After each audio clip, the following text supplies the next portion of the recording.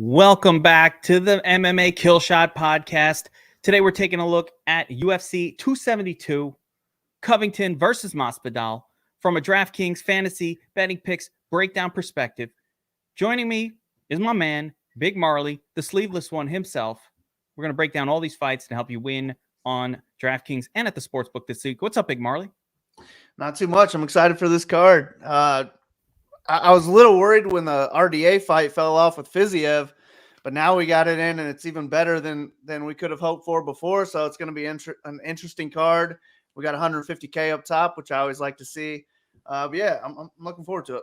Yeah, there's quite a few fights on this card too, so we don't have to worry too much about those situations where it's a 10 or 11 fight card and you're going to get a ton of ties and it's hard to win a lot of money.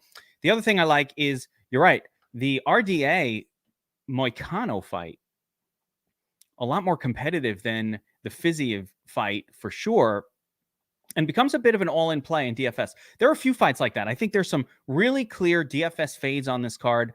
There are some really clear all-ins on this card, and there are a couple of fights that basically are extreme, I would say 50-50 shots, but that you need exposure to, so you're going to have to get both sides of quite a bit. So I'm really loving the look of this card. And let's get right into it. Let's start at the top. The first fight of the night, we've got Dustin Jacoby at minus 190 taking on Michal Oleksiejczuk at plus 165. So the fight goes to decision prop is sitting at plus 125. So a little bit favored to end inside the distance.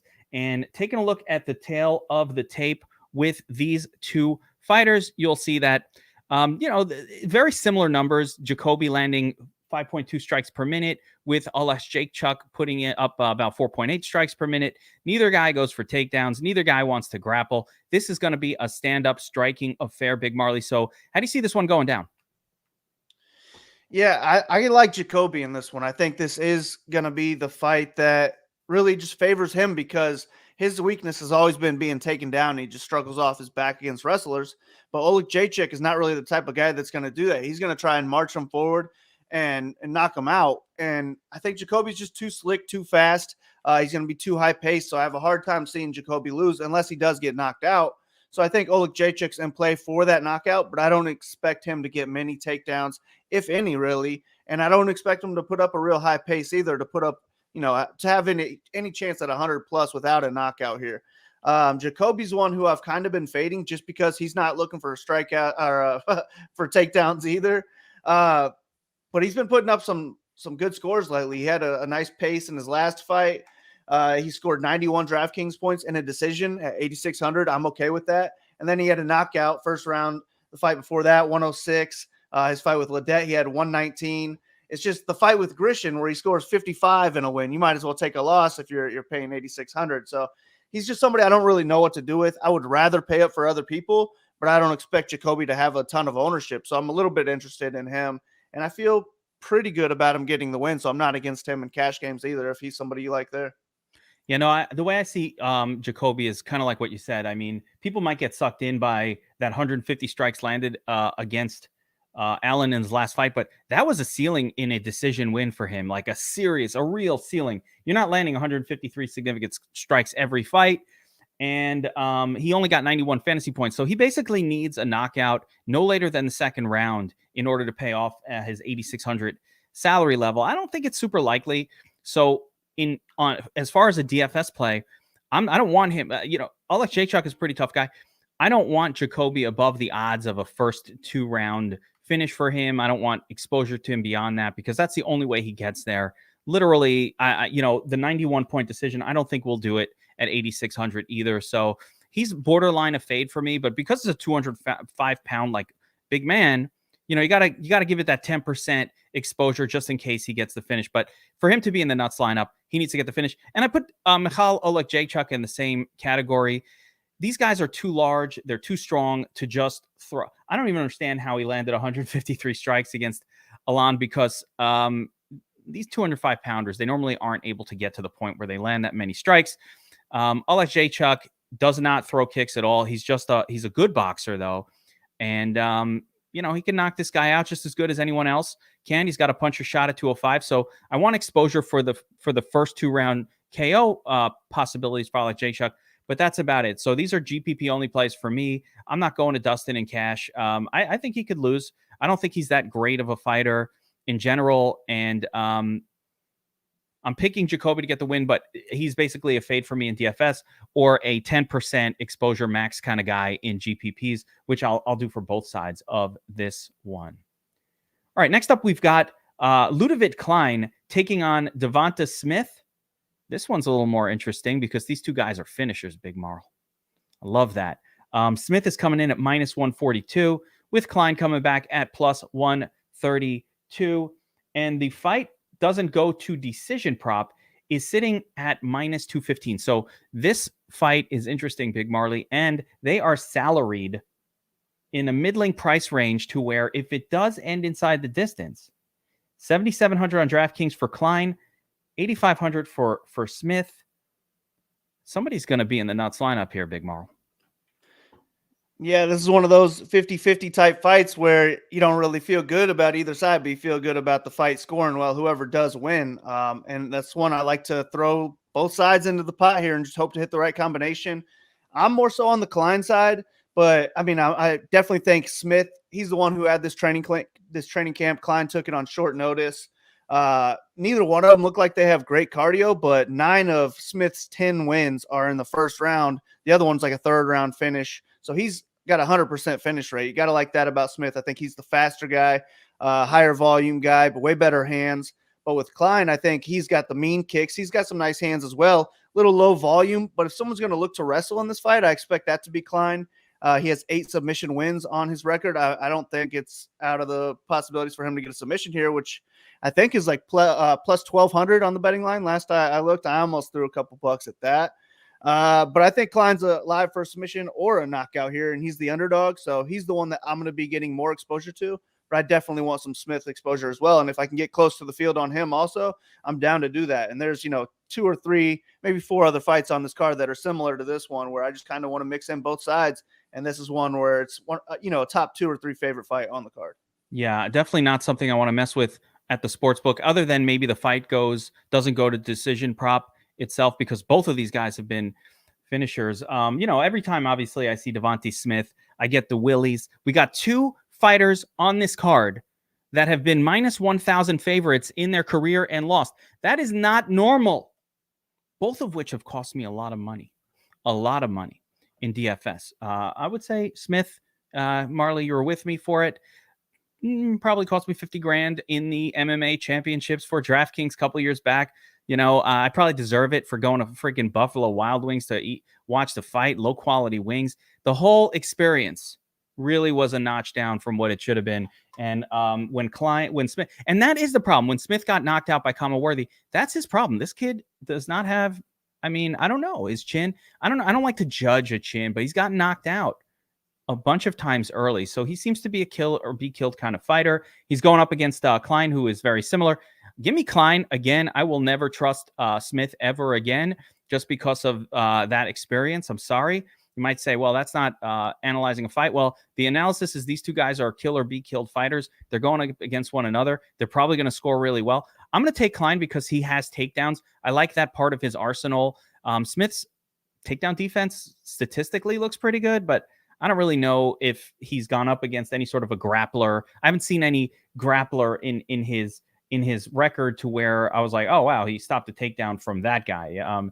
Justin James, Dong Hyung Ma, these guys are not really going for takedowns. So I don't really know. He was submitted twice as an amateur. So yeah, I don't believe that his takedown defense is that great. He's a good fighter, Smith, very athletic, but I'm going on the Klein side. But this is a fight we want both sides of. I totally agree with you there. All right, next up, we've got Tim Elliott taking on Tagir Ulanbekov. Ulanbekov comes in as a minus 210 favorite, with Elliott coming back at plus 190. And, Big Marley, this Tim Elliott has been a part of some of the highest scoring fights in the history of DraftKings. Let's get that straight. He has the ability to get taken down often, to get a lot of takedowns. He's a willing grappler. He's a high action fighter. We might not have seen all of that high action excitement though in his last couple fights, where I think he's kind of reeled it in a little bit. Ulanbekov, multiple takedowns, 4 and 5 in his first 2 fights in the UFC. He got into some hairy spots, but also got out of them. So how do you see this one going down? I think it's close. Especially if it goes to a decision. I think it'll look a lot closer than the line indicates. But I do think Tajir's the more dangerous fighter everywhere. I like his technique more on the feet. I think he has straighter, harder punches, more likely to get a knockout. And I think he's probably the better wrestler as well. The points in this one are going to be scored through the grappling, though. Whoever has success getting takedowns and top control, they're going to be the ones that can score well. I just think it could be back and forth. Tim Elliott could have success there, too. He's a decent wrestler. He's just awkward on the feet. He's kind of hard to get the hang of. So he could just make this a tough fight for Tajir. I just think that if there's a finish, it's on the Tajir side. So he's got the ceiling. And I was more interested in Elliott before the RDA fight was moved to RDA versus Moicano. Now I don't have as much interest in him because my exposure is going to go to that fight and then possibly other underdogs. I'm definitely not Xing Elliott out of my lineup. I think he can get 72 plus points here to score over 10x in a win. It's just that now we need more than that with the RDA fight. And I think Tajir on the other side, he'll probably be a little bit lower on because now everyone has the salary where they can pay up. I don't mind getting a little bit of leverage to him. But this is a fight where I was just more interested, 5 days ago than I am now. And I'll probably let the domination station just kind of control what I do with MME. And then my hand builds, I don't know that I'm going to get to this fight now. I'll probably stick to a tighter core.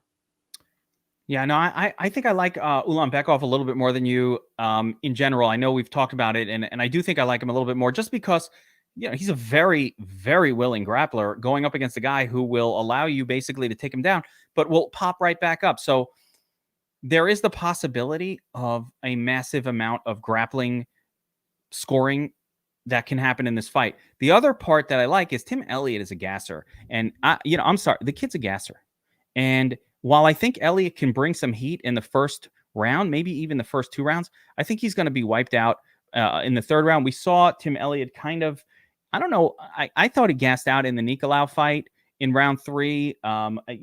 His wins have come against really some of the worst guys, De La Rosa and Benoit. So he's had a couple wins lately, but they have not been against quality competition. I think Elliott, it's just a bad matchup in my mind for Elliott. The way Elliott could turn it around is if he takes an aggressive grappling approach. But again, I don't think he can hold up cardio-wise. So I do think Tajir will get this win. It's a question of will he score enough points? And the exact reason that you said makes me a little bit interested in him because everybody's going to want Colby and everybody's going to want Nurmagomedov. And that's going to suck away all of the ownership from this fight, which gives us an interesting sort of ownership leverage play off of those 2 sexier pay-up fights on this card. So I like Ulanbekov to take this win. Certainly going to have some Tim Elliott exposure because, he does have grappling upside as well. And Tajir really is kind of unproven. Would you call him unproven? I mean, Bruno Silva's a pretty good opponent.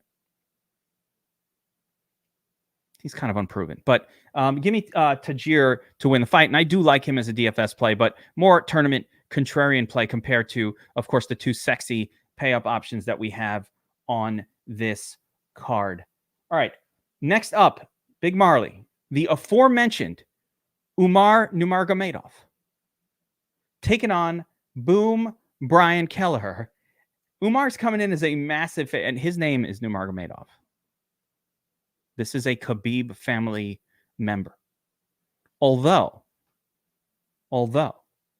and this hurts Umar, Khabib considers Islam Makhachev more like a closer family member than he considers Umar. What do you think of that, man? How do you think Thanksgiving and Christmas is at the Nurmagomedov household when Islam is there hanging out? Like he's sitting next to Khabib and Umar's like at the other end of the table. You think that's awkward? Maybe. I don't know. I bet it's a real big table. So I'm not sure. I didn't know that news before, but just having the name Nurmagomedov is just a good thing no matter what. It seems like these days. And if you get to train with Khabib, it's even better. I think that big line is kind of warranted here. I think this is kind of a setup fight for him to look well. It's a tough vet in Kelleher. It's not going to be an easy out at all, but I do think Umar's better everywhere. Maybe just a straight up boxing match. Kelleher can win that. But I think he's going to have to get a big knockout or lock up a guillotine in order to win this fight because even on the feet, I favor Umar. I just think his kicks are better than anything that Brian's offering on the other side. I like his movement. And then if they're going to grapple here, I think that's going to favor Umar as well. He is more of like a Zabit than he is Khabib, where he's more of a striker, more of a kicker. But in his debut against Morozov, he landed 5 takedowns, got a submission in the second round. And I think all that's very in play in this fight. He scored 112 points on DraftKings. And as the most expensive fighter, if he gets 112 points, I think I'm okay with that being on the optimal lineup. So I want to load up on Umar if I can. It's just the whole field is going to do that. Like he's going to be, over 50% owned. And that's the worries. Do I want to get leverage on that? Do I want to go all in? Do I want to let the field have the leverage? I don't exactly know yet, but as of now, I've only got my one single entry lineup that I've hand built. And he's definitely in that one. It's just, I'm already kind of thinking, maybe I want to take this out because there's thousands of people who have him and the other people in my lineup as well. So maybe get different. The most clear starting lineup, everybody's going to be like RDA, Umar, Colby. Like those 3 names are going to just be all right.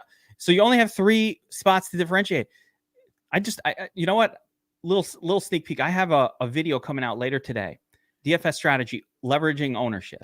And this is the perfect scenario to really employ that because I'm going to save it. Just be on the lookout on the DFS Army YouTube channel for that. Leveraging ownership projections in DFS. It's the most important thing that you could leverage. It's quite honestly the single best approach you can use for making money at DFS. And this is the perfect example. Listen, every single lineup is going to start the same way. You're going to have 40% of the lineups in a 50,000 entry tournament that all start with RDA, Colby Covington, and Umar. So what do you do with that? You can embrace it and only kind of mess with those other 3 spots, or you can, hey, what about Tajir?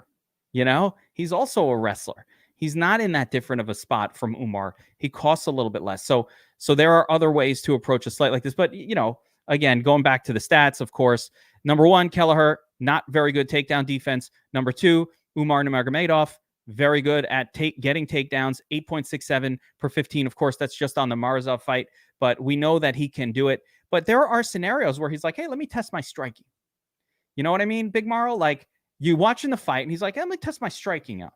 Well, let me do it in the Umar voice. Yeah, bro, this fight, I test my striking. You know what I mean? Like, he's like, this man is very easy to beat. I will whoop his ass either way, right? So then all of a sudden you're watching the shit going, what the fuck? I paid 96K for Umar. He's 70% owned, and he's striking, and he's winning the striking battle, but he only scores 96 with a second round knockout. And so you don't win your tournaments that way. So you've got to get leverage somehow. And of course, I love Umar. He's great. He's awesome. He's a Nurmagomedov. You don't mess with that. But there is always a reason in any DFS tournament for looking at massive ownership and saying, let me go somewhere else. I don't know if I could do that with Colby, but I could do that with Umar. Or even worse, he goes out there, tests his striking, and wins a decision where he doesn't get more than 2 or 3 takedowns, and then he's not probably coming close to the optimal lineup. Yeah. So I think there's reasons to get away from him, but on paper, like, he's definitely one of the best, if not the best play. And I mean, Kelleher's been submitted 6 times. I think it just plays right into Umar to get a submission here. So that's what I like. I think he gets another second round submission, if not even earlier. It's just the ownership is what's possibly going to take me off of him. Nothing about his actual game. Yeah, totally agree. So yeah, to be clear, I absolutely think Umar is winning this fight, and I will have zero exposure to Kelleher in this matchup. Kelleher has pulled off wins as an underdog before, but I don't think this is that spot. So next up, we've got a really interesting fight between my girl, Uzbekistani Maria Agapova, taking on Ukraine's daughter, Marina Moroz. And these two hate each other, Big Marley. There is a lot of dislike between these two. Basically, Agapova is from Kazakhstan, and she has, some special Kazakhstani, like, farm girl, horse fermented semen drinking superpowers, right?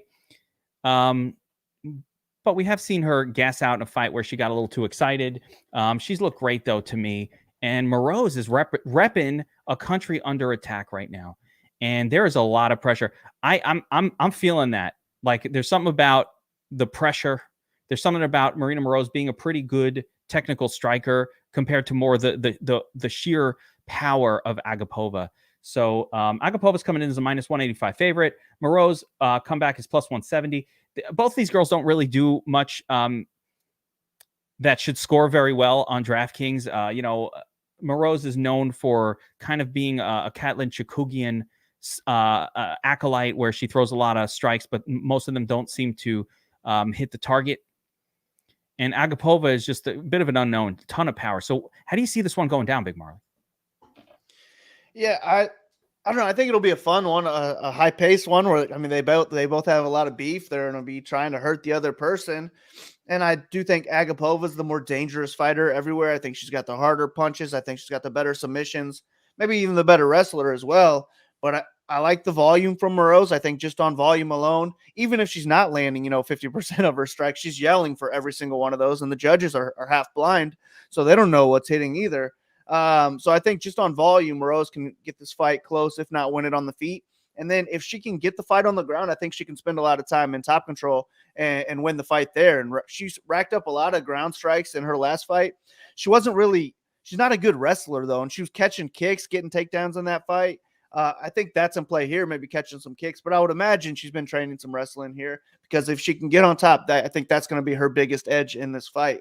So I like Moreau's here as an underdog. I'm kind of talked into her in all formats. I think she's playable in cash games. Even if she loses, I would expect 30-plus points, maybe 40-plus points here. And I'm fine with that in a loss in cash games. But I also think she can win, put up, 80, 90 points here, possibly end up on the optimal lineup. She had 111 in her last fight. I wouldn't expect it to be that high in this fight unless she can get a finish. But I'm rooting for Moreau's. Go Ukraine. 100%, man. I picked Moreau's to get this win as well. I think there's realness to a lot of the things that you're saying, but there's also technical reasons why she could win this fight. And it's exactly what you said. All of a sudden, Moreau's is going for takedowns in her last fight. And I think Agapova has shown that she can gas out. I'm sorry. She's shown it. She's gassed in a fight completely before. Now, she emptied the tank in that one and gassed. But nonetheless, anybody who can gas in the first fight, and there are some excuses about training and other issues that went on before that fight. So we don't know if that was a one-time thing. But yeah, Tyler said it right. Have we not learned to fade Agapova? For me, Agapova is a full fade on this card. I see no reason to play her.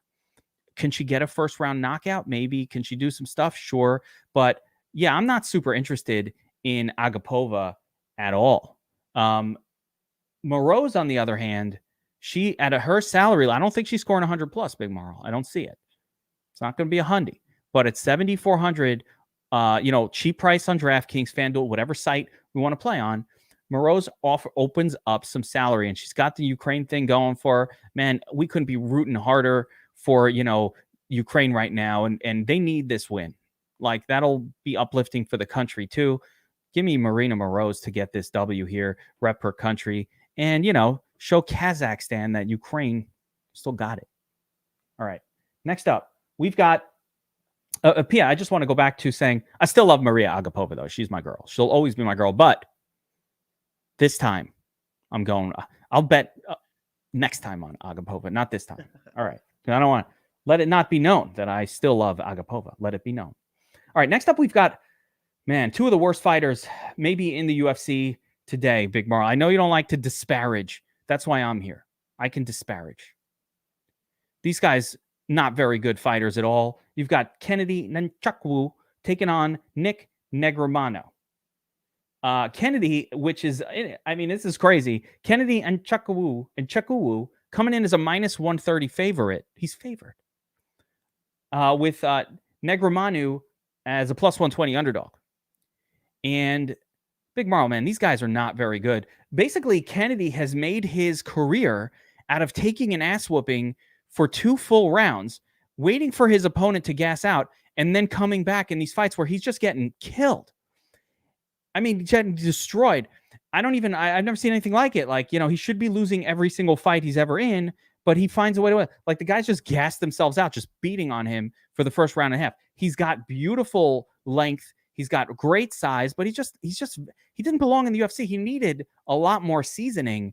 I think it's just he had this body type and this look of a killer fighter, but they put him in the UFC way too fast. I'm not counting the guy out. He could probably get much, much better with each passing fight. But what I've seen so far has not been very good. And Negramanu, not very better. So I can't even pronounce his name. How do you pronounce his?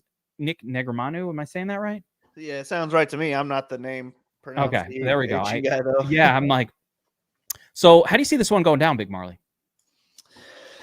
Oh man, so this is the one where I'm kind of gonna take a stand, but it worries me. I don't like this fight. I don't think it's gonna be very fun. I think it'll be more slow paced, and we're really relying on a knockout from either guy. I think for them to score high, maybe even to have a chance at over 10x here, they might need a knockout. I think they're both in play. The knockout's in play on either side, so I wouldn't talk anybody off this fight, but because it's like minus 215 inside to end inside the distance. But personally, I don't really want much exposure to it. And I think if it goes to a decision, which I think is more likely than Vegas does, then I don't see either one of these guys scoring more than maybe 60 points or something like that. So I'm going to take more of a fade the fight stand and hope that this does go to the distance. And then I probably don't care who wins. Negramanu would be more likely to end up on the optimal in a decision win, but I think Kennedy's just a little bit better on the feet. He's got higher pace. He's got a 5-inch height and reach advantage. I think he's the stronger guy.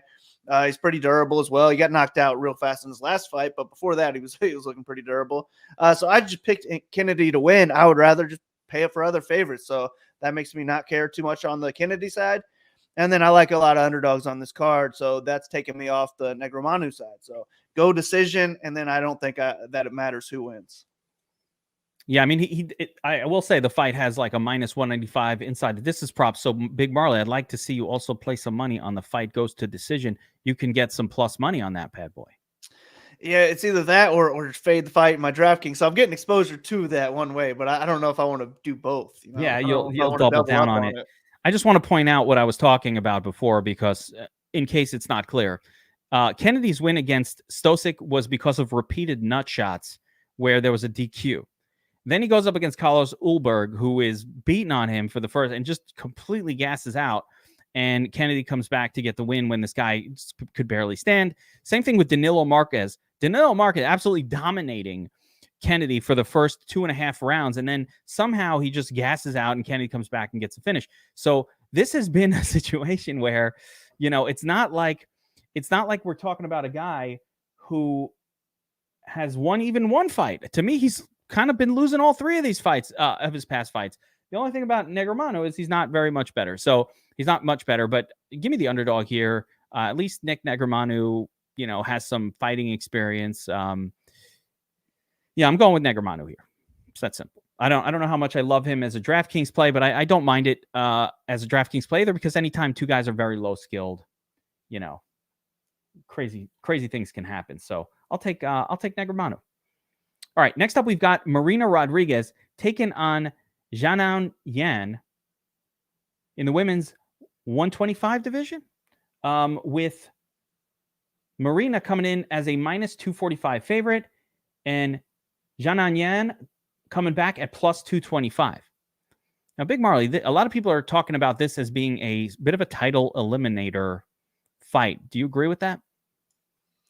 It's 115-pound division. It is 115? Okay, there we go. And I would say it only is for Marina because Yan got just blown out in her last fight. So I don't think it would make sense for her to get a title after this. She'd probably need one more. But yeah, if Marina gets the win, she probably gets the belt to fight for the belt next. Well, the way I see it going down, I mean, this one's a tough one from a DraftKings perspective because to me, I don't know what Marina Rodriguez does that is going to score well on DraftKings. You cannot pay $9,300 for a fighter. Even if she lands 150 strikes and wins a decision, that's not going to do it, Big Marl. That's going to get you about 93 DraftKings points. It's not going to get you there. So at 9,300 on DraftKings, I'm going with a full fade of Marina Rodriguez. Not because I think she's probably going to win this fight. I think she's better than Yan pretty much across the board, but very much so as a power striker where Marina Rodriguez excels. But, you know, she's not going to score enough anyway. So to me, it's a dog or pass situation with Xiaonan Yan.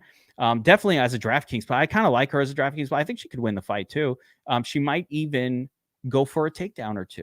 Little surprise for everybody. We think Xiaonan Yan go for a takedown or two, maybe control Marina Rodriguez for a round or two. Is that even possible? Yeah, I think so. And I agree. Marina's probably the easiest fade on the card at 9,300. You'd rather find the money, pay up for the two studs, or even down for people who have higher ceilings as well. Marina's coming off of 2 5-round wins, decision wins, where she scored 89 and 85. Neither one of those will cut it at 9,300. And then she had a second round TKO the fight before that, 88 DraftKings points. So none of those are going to cut it, and that's close to her ceiling. I mean, I expect this to be a high-paced fight, but she really needs to get a knockout to have a chance of being on the optimal lineup, and I don't want to risk much on that happening. Fight goes to decision is minus 225, and even at her high volume, she's not out there looking for takedowns. So I'm Xing her out of my lineup. That was the first thing I did on the domination station. I just clicked X on her, and then there are a couple others on the card that I did that as well, but she is the number one overall fade for me. And then Yan, I'm interested in because she's only 6,900. She's the cheapest I'm willing to go.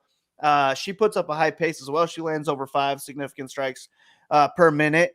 I think she can keep it close on the feet, but I think the takedowns are what can maybe steal around here. Or if she can get a takedown, maybe she spends 2.5, 3 minutes in top control because Marina really doesn't have much to offer off her back. I think her takedown defense is maybe improving, but she just spends too much time on her back, and I think she can give rounds away that way. I'd rather take my shot on the underdog here. So I think the line's a little bit wide, but this is a nice $6,900 price tag that I'm willing to put in cash or GPPs. 100%. I think Yanan is a pretty safe cash play too. If you wanted to pay down for one of the cheaper fighters on the card in cash games, again, we don't need that much salary savings on a card like this with so many middling fights that look good. And of course the RDA 5-rounder priced very low, but normally, Jan would be a great little sort of potential paydown option. I think the fight goes 3 rounds. I think Jan can get a couple of takedowns and then it'll come down to a decision, and she'll probably lose the decision. But if she wins it, you might be looking at an 85, 88 point decision win, high striking volume. She lands at 6 strikes per minute, which is almost elite strikes landed per minute. And again, you're holding that Esparza fight against her, man. That's you're tough, man. You're tough on these fighters, bro. I mean, I'm not like just title wise. I don't think you can give her after that terrible performance. Well, it should probably be Carla. One here. Let's give Carla the shot first, I guess. Yeah. But she had a pretty nice little win streak going before that, so I don't think that ruins her possibilities. But yeah, I mean, give Carla the shot first. I'm down with that. I'm definitely down with that. So yeah, I agree with you. Full fade on Marina Rodriguez for me, and I'm interested in Jan a little bit. All right, next up, Big Marley. One of these fighters is actually our president's favorite fighter in the UFC. Did you know this? No, I didn't know this. You don't know? Oh yeah. Biden's a big Jamie Malarkey guy. He's always talking about him. He's always talking about him. He talks about this. That's Malarkey. He loves it. He loves Jamie Malarkey. So Jamie Malarkey, Biden favorite fighter, taking on Jalen Turner. Oh, that's why they put him on the Colby card. Now it all makes sense. Got it. Trump versus Biden. It's all going down Saturday. Pay-per-view, UFC, be there. It's all going down. I want to do a Hulk Hogan WrestleMania promotion for this. It's going down on Saturday. Malarkey against Jalen Turner. Turner's coming in as a minus 150 favorite with Jamie Malarkey coming back at plus 130 odds. This fight looks pretty good for DraftKings, Big Mal. Fight ends inside the distance, minus 215. Tough fight to call. Both really good fighters. Both guys have a well-rounded skill set. So tell me about how you see this one going down. Yeah, I'm excited for this one. This is one where we want to target both sides of. They're both well-rounded. They can finish on the feet or the ground. I think that Turner he's the more dangerous striker. I think he's the faster, better, longer striker. He would have more success on the feet, but he's also been knocked out 3 times. So I think Malarkey's more durable. And I also think Malarkey's the better wrestler of the two, more likely to land takedowns, maybe multiple takedowns on this fight. And Turner, all of his wins are inside the distance. So 100% finish rate on his side. And Malarkey, almost all of his wins are inside the distance as well. Minus 200 that this fight does not go to a decision. It's our mid-range fight. of the week, 8,200 versus 8K. So I think it's one to kind of load up on for your MME. Let the domination station control it. Just make sure you got 30+% maybe of both sides here, because they're not hard to afford, and they both have 100+ point upside. I'm picking Turner, but I don't feel good about it. I think Malarkey's very live here, and if I need the $200 to go elsewhere, I'll take Turner out, put Malarkey, and I'm fine doing that in a single entry. But I wouldn't touch this fight in cash games. Just load up in GPPs. But I'll take Turner to get a knockout.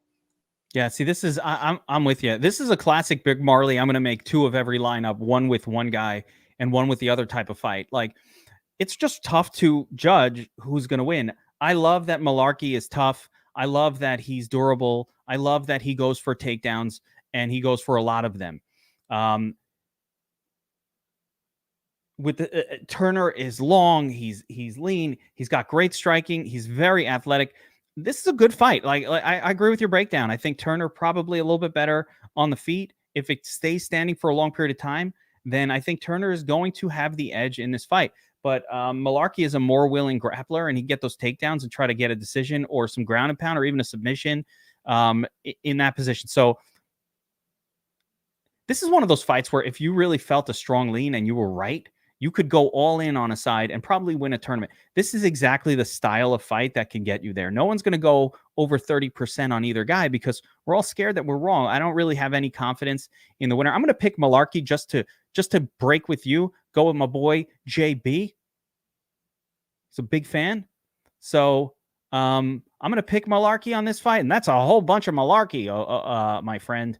But as far as who do I have confidence in it enough to go 50%? Probably not.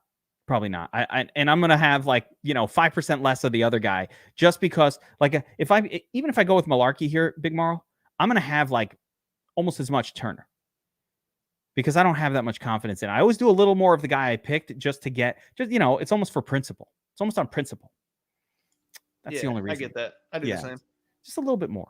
But I don't really have confidence in this one. I do have confidence, though, that is a fight to target on this card and go heavy on it. So, yeah, totally agree. Let's load up on both guys and hope that the lineups with the right one are your better lineups. All right. Next up, we've got another what I think could be really great card, great fight for DraftKings scoring. Sergey, the milk sack Spivak, taking on Greg Hardy. Milk sack coming in at -185. With a comeback on Greg Hardy, +170. And the lose right. That did need a little bit of work. You're freestyling it on a stream, baby. Cut me some slack. All right. So Sergey Spivak versus Greg Hardy here, Big Marl. And we have two fights on this card. We're coming up on another one that the breakdown is almost going to be identical. But basically, this comes down to a striker versus a grappler matchup. My firm belief is this fight ends inside the distance. I do have a bet on that. So I did bet this. I didn't want to take a stand on either guy doing their thing, but I did put a bet on fight ends inside the distance because I don't see how this goes any other way. Spivak, not going to do very well standing and striking with Hardy. He got knocked out by Walt Harris. He is a milk sack for a reason. And Hardy, very, very poor off of his back. Pretty good takedown defense. But once you get him onto his back, he's got nothing for you. And Spivak is quite a good submission grappler, especially particularly because he's a heavyweight. So he probably can get the submission if he gets Hardy down. How do you see this one going down? Can Spivak get the takedown and finish it? That's the way I'm picking. I think the takedown is going to be much harder than anything that comes after it. And especially if it's early. I mean, maybe he kind of tries to wear Hardy out before he gets that takedown, but that's dangerous because Hardy can get a knockout in the first round, maybe in the 60 seconds, and just completely break the slate here with 125+ points here. So I think Hardy's a dog that we have to target, maybe try and go overweight on if we can. But I expect him to be somewhat popular, and I am picking Spivak. I think if he can get one takedown, the fight probably ends, within a minute or two afterwards, and he can get a submission or just rack up a lot of strikes on the ground and get a TKO. If he, by the I way, can if see he, him getting him in a crucifix and just, landing 40, yeah, 50 punches, and the rest stops it from that, I was going to say, if he gets that takedown early, even if he doesn't get the submission in that round, Hardy's going to get up so gassed from Yeah, that he'll and be then able it's to get gonna be another. easier as Yeah. the fight goes along, sure. So I'm more so on the Spivak side, and I don't even know that he's gonna be higher owned than Hardy. I feel like Hardy might get more ownership than Spivak here, so I'll probably make it a point to be overweight on the Spivak side. And if that puts me underweight to Hardy, then so be it, because there are a number of dogs on this card that I like and I'd rather target. So go Spivak. Yeah, I'm really torn on who I think is going to win it also. I don't really care. What I know is, like I said, I expect a finish from one of these two guys, and I have no way of really determining if Hardy's going to be able to stop the takedown of Spivak. Like, how the hell would I know? But if he can stop it, then I think he can knock Spivak out, even in the first round. Spivak does not have a good chin. He's been knocked out over and over again in his career. His skill set is on the grappling side. So, but again, Hardy's so bad off his back. There's such a massive gap here in skill sets, both striking and off on the ground. I'm going with Hardy. I'm picking Hardy. I like the spot. I like the price. I like having a 7,500 fighter I can put into my lineups. But I like, I just think there's going to be a finish here, and that finisher should score pretty well on DraftKings. It's that simple. So get a little bit of both in your MME and avoid the shit out of this in your high dollar single entry or cash game type lineups, and I think you'll be in pretty good shape. All right. Next up, we've got Kevin Holland taking on Alex Oliveira. Holland comes in as a minus 360 heavy favorite, one of the heavier favorites on the card, big second heaviest favorite on the card, with the comeback on Alex Cowboy Oliveira at plus 125. Now, Big Marley, we've seen Kevin Holland lose some fights to some wrestlers in recent times. My guy, not the best at getting up once you take him down. He's not that interested in getting up. More interested in chatting about it, having a conversation about how well he thought that takedown went with the opposing fighter. But Alex Oliveira is not really a wrestler at all. I mean, he has takedowns in his arsenal, but you just get right back up from him. He's no Derek Brunson. So how do you see this one going down? I think it's pretty clear cut. Yeah, I think it's a good matchup for Holland. I think he's the better striker, more dangerous striker. His weakness has been being put on his back, and maybe Oliveira can get, one or two takedowns here, but I don't think he's ever landed more than, one or two takedowns in a fight, and I don't expect him to do much with it. I think Holland's more dangerous on the ground, and I actually bet a small amount on Holland plus 800 by submission. I think he can lock up a guillotine if Oliveira is going for takedowns here. I think he's the more dangerous grappler. And I actually think Holland's a better wrestler, too. If he wants to go for takedowns, I think he would have a lot of success there. So I'm definitely on the Holland side. I'll probably completely fade Oliveira just because I'd rather target dogs that I like more. And then Holland, the only issue with him is that I'd rather pay up for the studs, but I think he's a good pivot away from them. So I'll probably be close to the field, if not overweight, on the Holland side. Ownership leverage play, and Gino Casas, take note. Full fade here on Alex Oliveira, right? There's no point in playing Alex Oliveira in this fight to me. I think he's going to lose. I think I'm confident in Holland getting this win. I don't mind throwing Holland in on some parlays, with maybe a Colby and an Umar or some kind of heavy favorite style parlay for this card, which I do always like to do. And I'm just going to echo what you just said. There's a possibility that Holland could score really well. He gets their first round fin, a submission, something like that. And he's a pure ownership leverage play off of Umar and Colby, who are going to be massively owned. He's another expensive fighter. I like him definitely better than Marina Rodriguez, and probably not too different from how I like Tajir in his fight against Elliott, where just good ownership leverage on the two plays that everybody's going to play. Man, I could just see it with Umar just choosing to strike, and you're going to be watching the fight like, what's he doing? What's he doing? Why is he doing that? You know what I'm saying? Like, why is he not where's the 5 takedowns I was expecting in the first round? What's happening here? And, he wins, but he just says, I'm going back to that theme. Of course, Umar is going to score like 150 in his win anyway, but I'm just saying it could happen. It can happen. I mean, you got to think of ways to get different on this card. Yeah. Everyone's going to be thinking the same way. That's one way I've been debating lately. 100%. All right. Next up, we've got what I think is an awesome fight. And again, another really great one to target for your DraftKings, FanDuel, Super Draft, and whatever else MMA lineups. By the way, Big Marley, did you know that, and I love it. I've been crushing these, and I love them. That some of the pick'em sites are now doing MMA fighting too. Have you seen this? Yeah, I think Prize Picks and Super Draft, I believe, is still illegal here in Indiana, so I haven't been on those. But I saw Oh, that Super Draft, they hit me up in the DMs like, "Hey, we got MMA now." And I was yeah. like, "Well, I just need it to be legal." But yeah, we got Underdog Fantasy that I've been doing. That's Underdog legal is doing here. it too. They all Yeah. have it. So one of the cool things is now the pick'em sites are adding UFC props, and they're much more predictable. Like we crushed it last week. I did an Underdog little breakdown, and it was the two women fighters who were locked into high volume. I can't remember who they were at this point, but last week. But Priscilla Cachoeira and whoever the hell she fought last week, and I was like, dude, you take the over on the strikes for these two gals, and it smashed. Like, it wasn't even close. I was like, this is just two free easy props. So make sure if you're on those prop sites, Super Draft or Underdog or Thrive or Prize Picks, whichever one they are, to be looking for these MMA props, and we'll take a look at some of them and do some breakdowns as well. So make sure to check that out. But Bryce Mitchell, Edson Barbosa. Mitchell comes in as a minus 145 favorite. Barbosa comes back at plus 135. And Big Marley, this is the same fight as Hardy Spivak.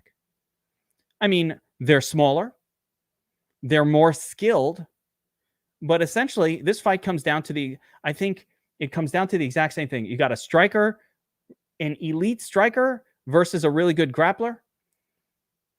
If Mitchell can get the takedowns, I think he could probably find a submission against Barbosa. And if Mitchell doesn't get a takedown, I think Barbosa is going to knock him out. There's no way he can hang with him. So how do you see this one going down? Yeah, I mean, that's it. It's pure striker versus grappler. Barbosa is going to light him up every second that they're on the feet. But if this fight's going to be on the ground, it's going to be Mitchell dominating there. It's just, can Mitchell get the takedowns or not? I don't know. It's one where you just want to load up on both sides. I picked Barbosa because he's the underdog. I think he's more likely to win than the odds do, but I don't feel good about it. He could, like, the winner of this fight probably looks like a minus 400 favorite when it's all said and done. And that's what worries me. So I think this is just a perfect DraftKings fight. And even though I picked Barbosa, I think Mitchell is the better DraftKings play, because if Barbosa goes out there, he'll probably be tentative on the feet, using his movement a lot, just trying to avoid getting taken down, which is going to take away from his, his pace on the striking, and it's going to be more reliant on the KO for him to score well. Whereas if Mitchell wins, it's going to be completely on the ground. Maybe he racks up 5 to 10 takedowns, gets 10 plus minutes of control time, or just gets a submission in any round. It's going to lead to a lot higher score from a Mitchell win. So I think even though I'm not picking him, I feel like he's my preferred DraftKings play. It's the perfect spot to play any Mitchell exposure. But yeah, just a good fight to load up on. I'm gonna be rooting for Barbosa.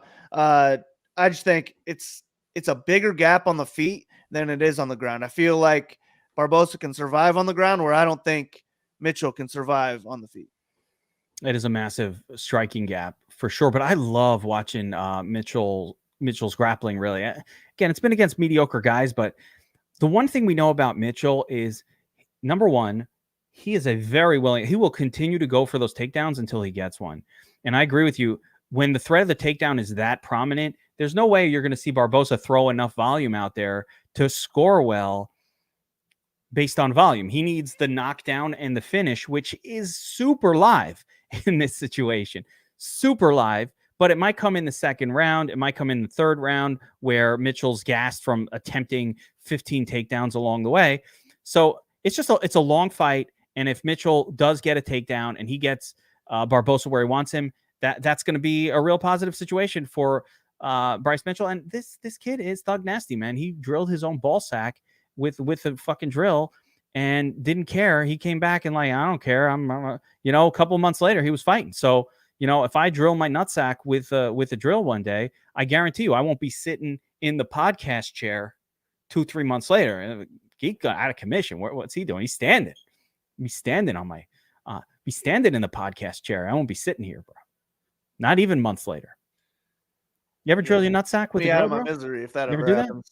That? You ever store the old drill in your pocket, like in the holster? No. No holster, just right in the pocket with the bit sticking down. Not a big, driller, to be honest with No? you. So yeah, I don't even have a holster. Yeah. You don't have a drill holster? No, no. Bro, what's Don't use going the on in driller your now. garage? Do you not have Yeah, tools? just sitting in a shelf somewhere. I buy all the time. I've never used any of my tools. Yeah, Never. that's the issue. But they're all new. I keep them clean. Got them. I've never used any of them. Don't know how to, but I got a bunch of tools. You got to go to the Home Depot. You see, oh yeah, I need that sander, automatic sander. One day I'll do a project. You ever do a project? I never did a project. No, not. I pay people to do. Yeah, I never did a project. Yeah. No. I put this desk together. That was like a whole day. I actually helped put a fence in my old house. So that was the only project I probably ever did. That counts. I'm counting it. All right. Yeah. I love that fight, though. I'm picking Bryce Mitchell, but like it's tentative. I just like the dude. I like watching him fight.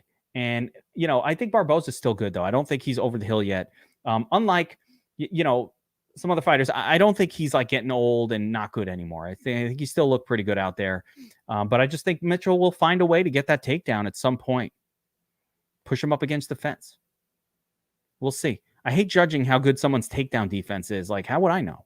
I mean, you watch him one day, he looks good. The next one, it's really tough to tell. Yeah, Gino's done a project. 1,000-piece Lego. That counts. Yeah, house from the ground up. I'll count it. All right. Next up, we have our free square fight of the card. Inexplicably, a 5-rounder between Rafael dos Anjos and Renato Moicano. Now, Marley, a couple of interesting things about this one. Number one, 5 rounds of striking, both guys in the low 7K range. It's going to be difficult to come out of this fight with a win and not be in the nuts. Dare I say you should be 100% exposed to this fight on DraftKings and maybe FanDuel as well this week, Marley. I think it's 100%er. Yeah, I mean, probably at least 90%, I would say, for me. Definitely the best fight on the card to target because it's 5 rounds. I mean, I don't think we've ever had this much of a discount on a 5-round fight before. These two fighters, they total $14.5 thousand, and everyone else is $16.2K. So just that value alone, I think this is a fight that you stack in cash games because it's 5 rounds. You probably get 100+ points, and then that allows you to pay up for whatever you want to do. And I am playing cash this week because there's people that won't do that, and that's the edge this week. So wait, let me stay on that point. Is there any justification in your high dollar tournament? Now, I'm not saying in the 25,000-100,000 entry, you're not winning with a stack most of the time in a tournament like that. But can you justify, in the 40-man or in the 100-man contest where you're paying a little bit more and you kind of don't want to, you kind of maybe load up on some lower cost guys. You don't want to take too much risk with it or something. Is there any justification for stacking this fight in an actual tournament? I would say, I mean, I'm not fully against it, but I don't think it'll be that sneaky. And I think it'll be hard to win, first place solo that way. So I don't think I would do it in a GPP. I think the winner of the fight will be on it, but I have a hard time seeing the loser be on it also. So it's a stack in cash. And then maybe if you want to get sneaky and 100 or less man, you go ahead and stack it in that. But I just don't think your chances at hitting first are great.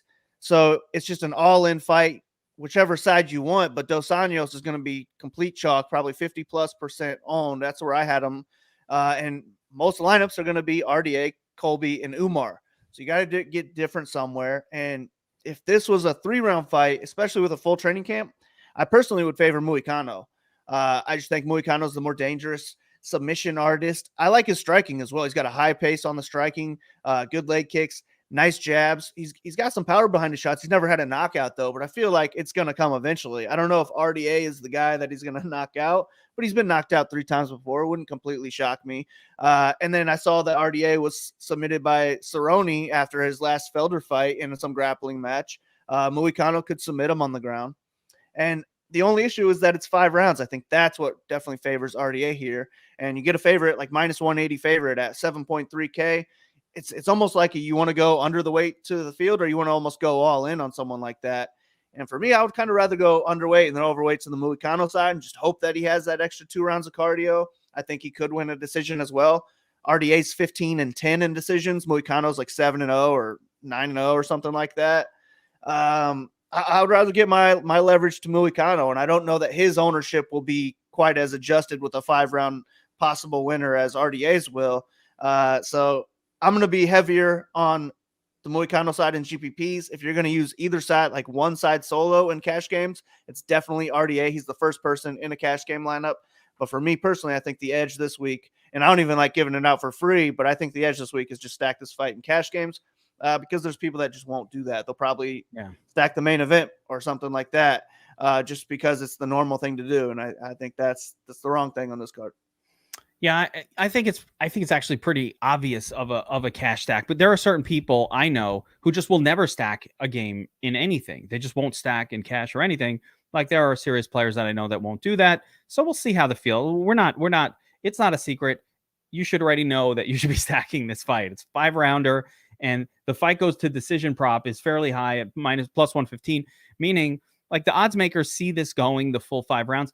I'm a little concerned about the age on RDA. He hasn't fought in a long time. I never like these guys who've been off for more than a year, especially when you're in your late 30s already. RDA looks good. I do think the catch weight favors him a little bit.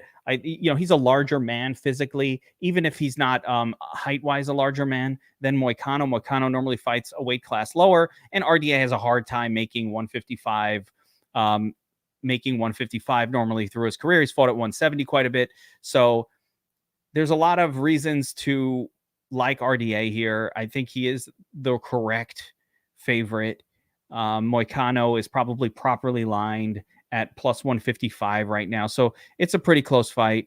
Get both sides exposure. And again, as you'll see later on, if you check out the ownership leverage video I've put together, there's a lot of money to be made when there are close situations in just favoring the lower owned side. Wipe the names of the fighters out, wipe any thoughts you have on the fight, and you just go by probabilities and odds. And it's almost always better, especially if you see a situation that's close, to just go with the lower owned person, because on those occasions when you are right, and you won't be right all the time, but on those occasions when you are right, if you do it as a process, it will make up for those occasions when you're wrong. So for ownership leverage, of course, Moicano is a better tournament play, regardless of what ends up actually happening. Process over results is really important. All right. Main event. I love these two guys, both of them. And it pains me that they're going up. Actually, I love that they're going up against each other. Colby Covington taking on Jorge Masvidal. Covington's coming in as a minus 330 favorite with a comeback on Masvidal at plus 300. This is a close fight, Big Marley. Or not a close fight, I'm sorry. This is not a close fight, according to the lines.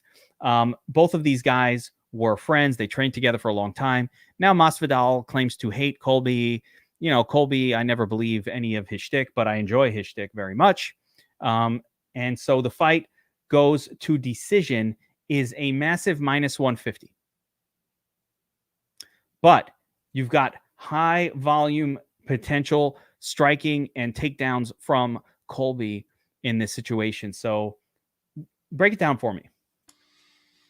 Yeah, it's I mean, it's not even a striker versus grappler, because Covington can win this fight on the feet. Just pace alone and cardio alone, the longer this fight goes, the more success he'll have on the feet. So I think it's really knockout or bust for Masvidal here. And it's not going to be just a pure striking match. It's not going to be a striking match that favors Masvidal. He's going to be fighting off takedowns a large period of this whole 25 minutes. And even if he's not getting taken down, he'll be spending a lot of time up against the cage, and Colby will rack up control time there, some little strikes there as well. And then eventually he'll land the takedowns, and he'll probably keep top control for a while. So I agree with the line. I think it should maybe even be a little bit higher. I think Covington probably wins this fight 8 out of 10 times. If not more. I mean, I just think it's a pure knockout for Masvidal, and he's not Francis Ngannou. He doesn't have one punch, I'll kill you power. I mean, he put away Till with a really nice knockout, and then that knee on Askren just boosted his stock up way high. Yeah, you're on mute. But yeah, that's not going to happen here. I don't see Colby just rushing in for a takedown. He'll probably get in the clinch first and then just work his way to a takedown. But yeah, and then his pace, his cardio, everything about Colby, I think is just a great matchup for him. If I had no action at all on this fight, I'd be rooting for Masvidal to knock out Colby, to be honest with you. But I feel good about Colby. He's my favorite play on the card, maybe an all-in play. Lock him into cash games. I might even lock him in on the DS and just let it do its thing that way, because I don't really have any interest in Masvidal. He will have a decent amount of ownership because this is the main event, and I would just rather let them have all that ownership. If he's going to be 20+% owned, I'll go 0 and all in on Colby. I just think that's the smarter take here, and he doesn't need to finish to score over 100 points here. With 5 rounds to work with, he's going to be racking up control time, getting takedowns, lots of strikes as well. His DraftKings numbers are beautiful. We got 139, 172, 136, 116, 141, 131, 116. There's 109, 122. That's very in play in this fight. He's got the highest ceiling on the entire card. So I'll be very, very, very exposed to the Colby side this week. Probably all in. Yeah. I mean, all in, right? So totally agree. Listen, going into the first Usman fight, I thought Colby was the best fighter in the weight class. And I really consider him to be the potential to be one of the all-time great fighters with his rounded skill set. Usman proved that wrong, man. Usman is the great, and he might be the GOAT of all time. So I love it. But Colby's right there, man. It was close. Both fights were close. Second fight, super close as well. So, it's one. Hey, listen, Usman, more power, man. He's won, but Colby's 1A in the division. And Masvidal, I love this guy. He's a good dude, a genuinely nice guy. He plays like the BMF, but he's genuinely like a great guy. And so Masvidal is a great representative of MMA in general. I think Colby plays the ham role really well, and he's actually really good for the UFC to have a guy like that in there, a guy people love to hate. When I used to watch WWF wrestling, man, I love the bad guys too. You know what I mean? Like, you love the hams, right? So a lot of times you're rooting for Razor Ramon because he's cool and he's like the ham in WWE. You know what I'm saying? That's why Colby I don't like it. I was never too into. I was into WWF, whatever it was, like 2 decades ago, a long time ago. Yeah, me too. I haven't watched it recently. I only liked Stone Cold and The Rock, so I didn't like the bad guys. Oh, yeah, you're whack, dude. I like the bad guys too. Like, you like the good guys, but you like some of the bad guys. That's what Colby does. He's playing it up. I think he's probably a good dude also. I don't really know, but I think, listen, I think it's funny. I love his shtick. He pulls it off well. And so he's good for the sport in that sense. He gets attention. But listen, this kid is a great fighter, and Colby's going to win this fight. He puts up massive numbers. He's got 5 rounds to do it. So outside of like a punch, the one punch finish by Masvidal, of course, he's a tough dude and he can get there. It would take a really off day for Colby Covington to lose this fight. I'm very comfortable. Yeah, Gino's got it, man. It's all an act, and I'm fine with it knowing it's all an act. If it was really a douchebag, separate. But because it's an act, I find it funny and I enjoy it. But like I said, this is an all-in spot for me on Colby. You just put him in every lineup. You can eliminate one. This isn't one of those ones where it's like, ownership. I'm not even bothering with it. I'm just going to lock him in. I'm going to eliminate one variable on my 6 variable contest entries. I think Colby Covington's a great addition to any sort of parlays that you're making on this card. You just throw in Colby as well. I think he's not lined properly here. I think he should probably be like more of a minus 450 favorite in this spot. He's coming in at minus 330. So I think there's a little bit of room left in the line based on just my expectation of his chances of winning. He's a better wrestler by far, and he's a higher volume striker. Where is Masvidal better? Just being tough? Colby's pretty tough too. He's the better, more technical striker, the more, heavier one punch power. I think he'll have some success at moments on the feet, probably earlier in the fight. But yeah, I mean, it's just a bad matchup for him. I think there's going to be a key 3 in that division: Usman, Colby, and Chimaev. And I don't know that there's going to be someone else that's going to mess with those guys. That's what I'm saying. I don't even really see Jorge as in the same league. Jorge's got a lot of losses in his career. He's more of a, we love Jorge, but he's a bit of, he's a guy who's taken, he's a guy who lost to a late career Damian Maia. Like, come on, bro. Come on. So, and Maya was in his 40. Like, he was 39, 40 at the time. And Masvidal has been taken down by Darren Till. He was taken down by Lorenz Larkin, if you guys remember him, pure striker. He's taken down by Ross Pearson. Like, Colby should be able to get him down and keep him down whenever he wants to. Yeah. So, I mean, just lock in. I'm 100% Colby in this one, just to be clear. I'm going all in on it. And rightfully so. And I have bets on Colby, and I have parlays with Colby, and the whole deal. I'm building my weekend around Colby. It's that simple. All right. Big Marl. That's going to do it for the kill shot. UFC 272. I want to thank, by the way, I want to throw a shout out. Give a kill shot out, actually. Oh, wait. Oh, that's right. We forgot to talk about kill shots. But before we do, I want to throw a shout out to my boy, Best Fight Picks, Dan Levy, filling in for me while I was on NFL hiatus. Did a great job. Love Dan. So big shout out to him. And Big Marley, what's a kill shot for this one? I'm going to go. I thought about going with Moroz just to say go Ukraine again. But I'm going to take Ludavid Klein, first round knockout or submission. First of all, Gino just made me laugh out loud again. It's the second time that he's done that during a stream. Like a fifth, 150. Because he locked in Colby. Do you get it? It's 2 levels to that joke, and I appreciated it. All right.